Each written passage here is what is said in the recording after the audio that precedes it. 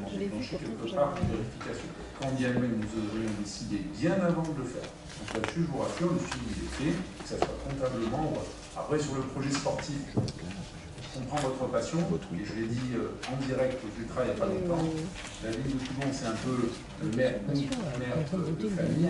Et si on comprend la passion de nos enfants, et même parfois, j'allais dire, même fait sourire avec beaucoup d'affection, on se doit quand même d'être un peu les gardiens du temps.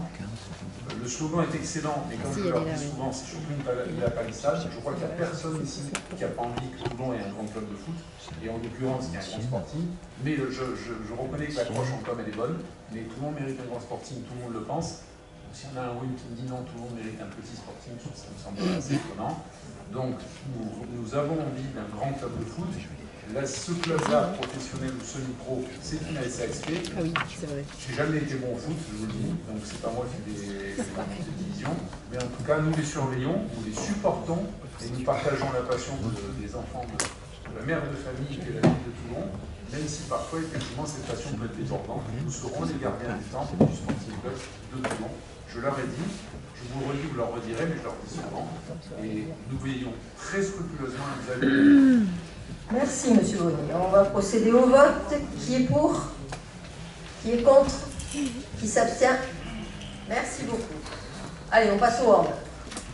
Donc le hand, cette fois-ci, c'est l'attribution de subvention au Toulon Métropole VAR Handball Association, pas SAXP, au titre de la saison à venir pour un montant de 80 millions. Qui est pour? Qui est contre? Qui s'abstient? La délibération est adoptée. La 05, c'est la société... C'est pour le Toulon Métropole VAR Handball SASP, donc les missions d'intérêt général auprès cette année des écoles, des quartiers politiques de la ville, ainsi que des centres, enfin des accueils loisirs, des centres. Merci beaucoup. Qui est pour? Qui est contre? Qui s'abstient? La délibération est adoptée. La 06. Attribution de subvention à 11 associations sportives au titre de la saison à venir pour un montant total de 237 500 €. Monsieur Guterres ne participe pas au vote. Qui est pour? Qui est contre? Qui s'abstient? La délibération est adoptée. La 07. Merci Madame le maire. Cette délibération a pour objet l'adoption d'un règlement intérieur pour l'ensemble des activités sportives de la ville de Toulon, de manière à ce qu'on continue à bien veiller à ce que le sport porte les valeurs fondamentales que la ville de Toulon souhaite lui faire véhiculer, c'est-à-dire l'esprit d'équipe, le respect, le goût de l'effort. Et ce règlement intérieur doit nous aider à le faire respecter. Qui est pour? Qui est contre? Qui s'abstient? La délibération est adoptée. C'est les tarifs des activités sportives avec une hausse de 2%. Qui est pour? Qui est contre? Qui s'abstient? Monsieur Moreno. Merci Madame le maire. Nous proposons d'attribuer une subvention d'un montant de 2 800 € à l'association On Air Aéro qui, dans le cadre du meeting aérien du 15 août 2023, va s'occuper de la coordination du plan de vol entre les différents intervenants. Oui, c'est la patrouille de France. Et la SNCM et l'armée de terre, l'accent rafale. Délibération habituelle. Exactement. Qui est pour? Qui est contre? Qui s'abstient? La délibération est adoptée. Monsieur Mascaro. Merci Madame le maire, mes chers collègues. Il s'agit d'une délibération concernant la signature d'une convention. Donc cette démarche s'inscrit dans la déclinaison des politiques énergie-climat issues du programme européen de recherche Interconnect.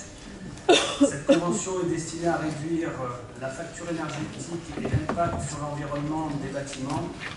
Et pour ce qui nous concerne, nous avons choisi comme terrain d'expérimentation le pôle famille. Les partenaires concernés sont des spécialistes de la donnée, des capteurs, des logiciels et d'intelligence artificielle, le tout coordonné par notre école d'ingénieurs de Toulon. L'enjeu de ce dispositif, c'est de nous permettre de mieux connaître le fonctionnement et la vie du bâtiment et notamment des utilisateurs, de manière à identifier les sources de réduction d'énergie au sein du bâtiment, qui sont donc l'objet de cette expérimentation. Qui est pour? Qui est contre? Qui s'abstient? La délibération est adoptée. On continue. La délibération suivante concerne l'autorisation d'urbanisme concernant des travaux, donc des travaux d'implantation d'un urinoir sur la plage de l'Équerre, des travaux de mise en accessibilité dans le cadre de l'agenda d'accessibilité programmé sur l'espace de Berchillier, le cimetière central avec la rénovation de son dépositoire et également des travaux d'urgence à la Tour Royale. Qui est pour? Qui est contre? Qui s'abstient? La délibération est adoptée, mais vous ne bougez pas, c'est pas encore les vacances, puisqu'il y avait une question posée par Amandine Navarane.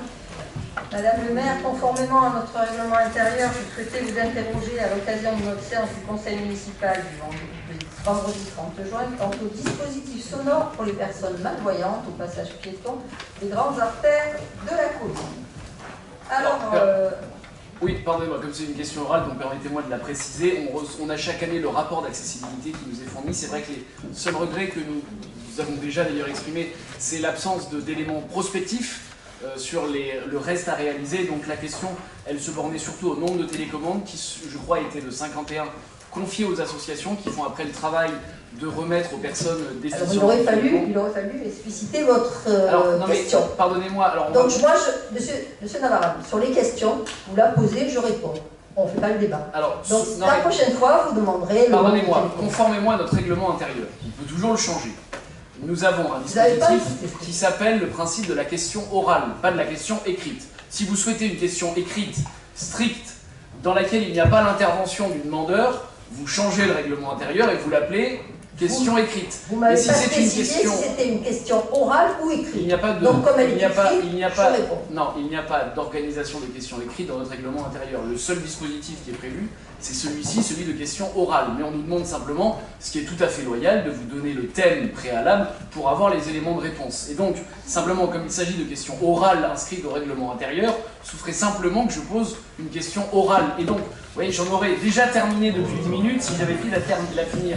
Donc voilà, 51 télécommandes confiées aux associations et 35 passages équipés. Est-ce qu'on est toujours sur ce chiffre-là et quelles sont les perspectives d'augmentation sur ces deux créneaux? Je vous remercie. Alors, actuellement, on va faire une réponse claire. Il y a 136 carrefours qui sont équipés, soit un total de 344 dispositifs sonores activables par télécommande. Merci beaucoup et enfin, je vais vous souhaiter des bonnes vacances. Je crois que nous en avons tous bien besoin. Merci beaucoup. Bon, c'est bien.